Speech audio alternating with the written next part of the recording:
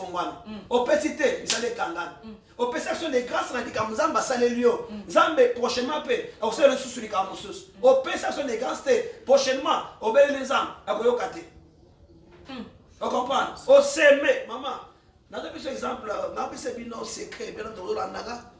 Na tongwa lelo, bien après lelo, bopa moulabe. J'ai eu à travailler une fois dans ma vie. Ça c'est l'exemple, un témoignage. Dans la six classe nanga, nazo bundepe na kosala musala. Qu'est-ce que le Seigneur a fait? Il m'a donné, hein? Le Seigneur m'a donné un travail dans une boulangerie. Sur la boulangerie wana, j'étais un simple contrôleur. J'étais un caissier. Hein? J'étais un caissier. Na moment ba fouti ngambo kwa liboso. Nazui na salaire nanga bola nanga bien. Nazui na salaire nanga na bimisi 3 offrandes. Première offrande na bimisi 10 sur mon salaire.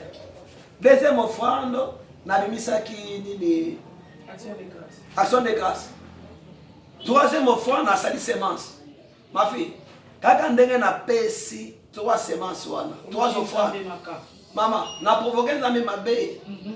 Na kutu biloko mbongo ko lobela ngate. Po nga kutu na bisa ka dimite na bisa ko nyonso et pas nzamba. Si vous avez dit na badi menga na bisa ka nyonso. Vous comprenez? Yango mo na space 3 offrandes wana.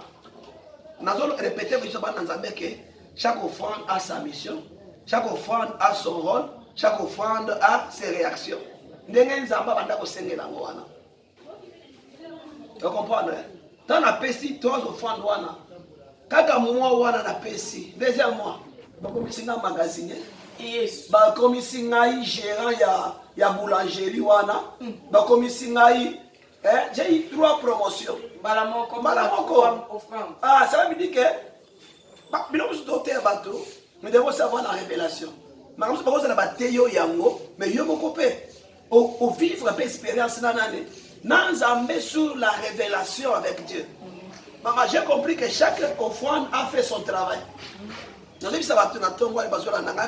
Quand tu vas réviser la dîme, toutes les actions, ou bien tout le revenu, toute la rémunération de Dieu qui peut te parvenir par la dîme, pour que tu sois bloqué.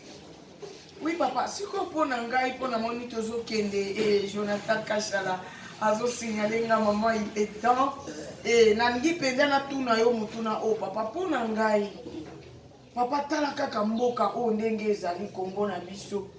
Nazal na musala nanga nazo zwa $200. Ezo koka ata mbongo aloyer na ngai te. Sikoyo il faut na luka kutunde mususu pona bakisa pona futa ndako. Bana classe bazali. Mama botanga na mboka. Sikoyo yebisa ngai. Est-ce que na kosala ndeni pona pesa nzambe odini? Omona teke makambo ezo simba te nga moko na okokata kosala ba programme na ana ngote. Mama Chanel, papa. Soki makambo simba ka pembe to sambela nzambe te. To sambela nzambe parce que makambo pe ezo simba te. Yango nazo bisa bato bazola nanga pe souffrance eza pe voya nzambe.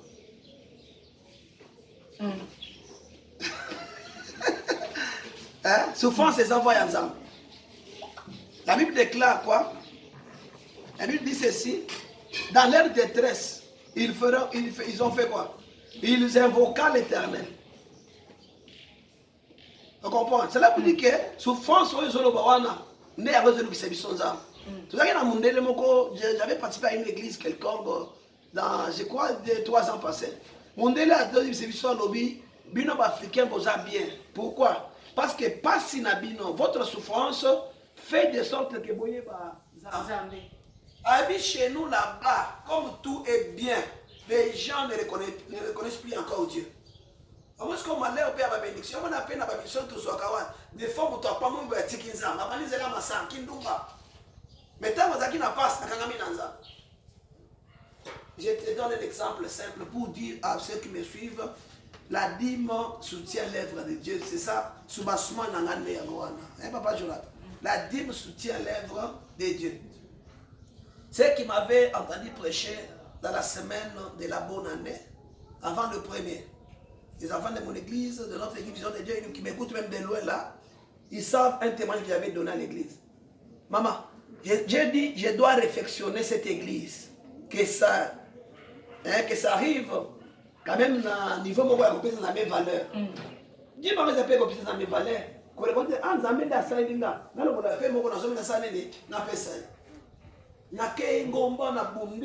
quand j'ai voulu réfléchir cette église,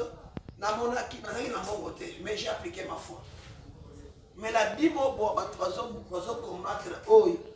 une sœur de l'église, je ne savais même pas d'où pouvait provenir l'argent pour tout ça, la moussala, l'église, on est passé la vie pour l'été, non?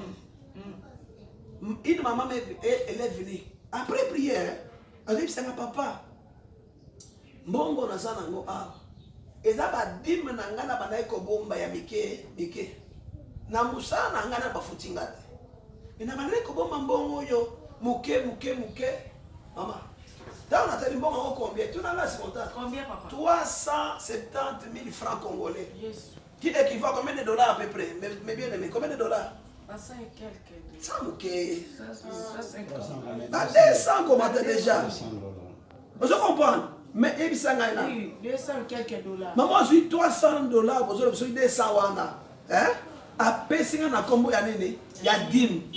Et que ngai na za na problème ya kotongela za nini? Église. Na zimbongo papa lova zo yokanga za wana. Papa, okenda kosali na mbongo wana. Usoma mabaya. Asomi mabaya, asomi triplex, ndeto bongwisi église ya siko. Yebisanga nani? Pourquoi il croit que tout est possible ça dans un bongo, bazo voama. Mais si tu te vends pesa mabe. O sombe linga veste na lati. O sali mabe. Si ko pesinga moko gym na misombe veste. Est-ce que échanger? Est-ce que tout le monde a dit? Bongo wana est soutenu biso makasi na ko bongisa na église hall. L'argent de la dîme. Et j'ai regardé.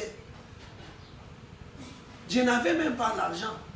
Na kati ya mbongo mama oyo atuka nzambe amona mama wana amen nata kombo ezate na mbongo wana tolongola ta 100 francs te nyonso ekei na mabaya pe na bani na église yango esali musalati omuntu akoboya ndenini église yango ebongi na 10 000 wana ebongisi église 10 000 na kozwa nango boye toza na bafrère bazofanda kati na église bazo na kati ya sacerdoce tokangi bango na musala nzambe pa baza na musala mosusu te nadi mpe venir mpe boye pesi faire asui ndako avant est-ce que ça le comment nzambe te si on va combattre ça pourquoi si on zoloba ke na Congo musala eza passé aujourd'hui 200 dollars d'abord dans les 200 dollars tu lui accordes dadi c'est combien 20 dollars. Ndako 250, toi tu as 200. Est-ce que commis na mbongo na? Il faut que nous sous comme bakise siko. Mutoko bakise la. Au contraire tant que obimisi 23 na au pesi nzambe. Mettez-moi des preuves. Mettez-moi des preuves veut dire quoi? Pour au monde nzambe na kombo ya Jéhovah Jireh. Vous comprenez? Mais quand nzambe. Mais quand nzambe na zela ya nini? Ya dîme. C'est ce que la Bible nous enseigne. Si vous avez un verset à 10 wana, tu as un Ancien Testament. Si vous avez sur la Bible, tu as un solo. Oui, la réunion soya, Chanel Amena TV, et tout le monde penza. Moïse wana, Moïse, tant que abikisi ba lépré, alobi na bangoni, bokende ko pesa ni, offrande ona na lobaki. Moïse a lobaki.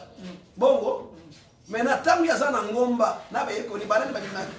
Moïse a bimité, Élie a bimité. Siko. Et ça, c'est le Nouveau Testament. C'est la parole de Dieu. Siko, papa, au toucher le komoko ya malamu.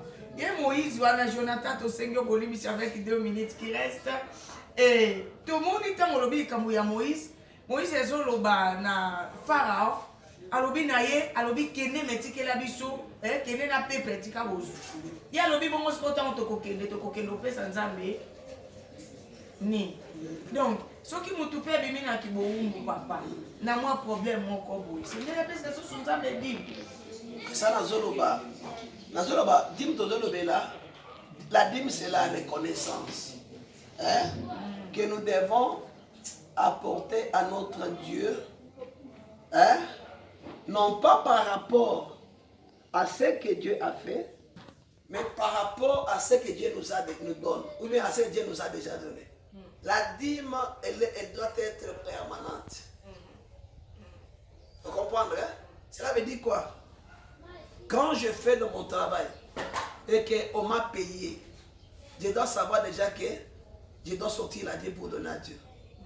C'est les 10% de mon salaire. On a ça la kawana. Neti babiso mo na liboma na nzambe na pesa ka dimi ya tuba kabela kangai. Po tant yo kabeli ngai. Naza na musala te. Na bisi dimi na pesa nza. Nazo luka su chance ya nani. Ya ke musu pa kabela ngai. Obi ya ke yo muto kabela ngai lelo lobi bana bala sima lisusu. Nzambe ona sibo so sale. Po yo kabela ngai faut ka nzamba sibo mutema. Amen. Amen. On comprend. C'est par là maintenant que tu vois, les Camerounais ne vont pas avoir problème de BD. Tant nos hommes les amouqués. J'avais dit à l'église, j'avais prêché, c'était en 2019, na journée na ngambo na salaka ya adoration pe louange, autres en les 2 awa, le 2 février, tozala libanda en plein air. Pour dire merci à Dieu. Na été quitté mais banda koloba les vases d'or et les vases purs. Makambo ko simba wana. Dieu lui-même quand il a dit à Moïse que tu vas sortir mon peuple de l'esclavagisme. Qu'est-ce que Dieu a dit à son peuple, à Moïse? Il a dit, ce peuple c'est pour aller m'adorer. Vous comprenez? Pour aller m'adorer. Dans le pays, la révélation, la vraie adoration est à malobate, la vraie adoration est à bozuinabiso. Il y a un moment où tu es Seigneur, au salaire à notre trop, et mais adore Dieu avec tes biens, Dieu va faire les miracles. Il y a un moment où des vases d'or et des vases purs. C'était lui qui avait dit à Moïse. Moïse ne savait pas que ma vase d'or, ma vase pire, écoute à wapité. Mais lui-même, Dieu, il dit encore à Moïse, avant de sortir, il y a Bissa, Bana Israël, non, ça. Ben, ça va voisin, na bango, ça va bango, biloko, il y a or. On comprend, il y a argent. Maman, celui qui a le pouvoir et le faire, c'est Dieu. Est-ce que yo, dans la normalité, est-ce qu'il fallait les Égyptiens, même si ça va Israël, c'est biloko, or. Quand on est normal. Et puis, il dit que les gens sont comme ils sont aussi biloko ya yo ya or. Au PC bateau bazo longo mboka na bino na libela to babande ko sunga biso mais ba pesa ki bango à cause de qui? À cause de l'Éternel. Na zebi sa bande ko na bazo ndanga ah c'est Dieu qui a le dernier mot. C'est Dieu qui peut toucher le cœur. Vous avez un problème avec kamomoko, crois au Seigneur Jésus et tu seras sauvé. Chako ndima nanzane nazolo ba ah mutu moko wa banda ko pesa yote banda ko sima dossier na yote les lois ko sima dossier le beza lundi okota ona kata miracle. Ils ont donné les vases d'or et les vases purs. Pourquoi? Parce que Dieu a dit quand Dieu parle les miracles s'opèrent. Quand Dieu parle le prodige descend du ciel. On comprend? Les gens nzamba tie ba égyptien qui dit ba bazo biloko or na ya argent ba pesa bato bazo kende libela. Est-ce que tu comprends ça de sens? On va jouer moyen pour adorer malade. Pour adorer ma boko pambaté, on n'adore pas Dieu mais vite. Et je dis à tous ceux qui m'entendent en ce moment, quand tu fais l'adoration du Seigneur, accompagne les dîmes offrandes. Amen. Amen. Oui papa, na moni tokozo la prochaine émission et ce que vous avez malobo koki koloba pour la chaîne Nabiso et puis pour la bandimi nyonso to ba abonné nyonso ya Channel Amena TV. En tout cas, j'ai béni tous les téléspectateurs, tous les internautes comme on les appelle. Il y a Channel Amena TV. Alobi lelo opambolami. Mutako sabinote chaîne oyo eye pour na kopesa ba vérité. Amen. Nayebi que ça fait beaucoup de temps o tolinga ko de kanaba makambu oyo te. To banda ko c'est la temps ya Nzambe et maintenant c'est le temps de Dieu. Amen. Tozo le cas toza awa pour na ko éclaircir bino. Ba mituna tout boza na yango bo poser biso toza pour na ko éclaircir bino. Amen. Et puis nazolo ba oyo nyonso à disposer tane na mukola lelo pour na kolanda biso na lobi onction oyo na uti nango sur cette tapis ndi na uti koteya na tongo a ndi na uti ko pesa bana na Nzambe mapa oyo etikalaki 5000 hommes ont mangé mais 12 paniers etikalaki 12 paniers wana ezalaki maboko pamba te ezalaki na barizidi na kati na bikolo ba femme kana na yel azole le pana Yesu alobi mwana nga azobela Yesu alobi ke bilei ya bana bakopesa bango ba mbwa te Yesu femme atali Yesu alobi ah Yesu Masia. Mais bambo ozoloba wana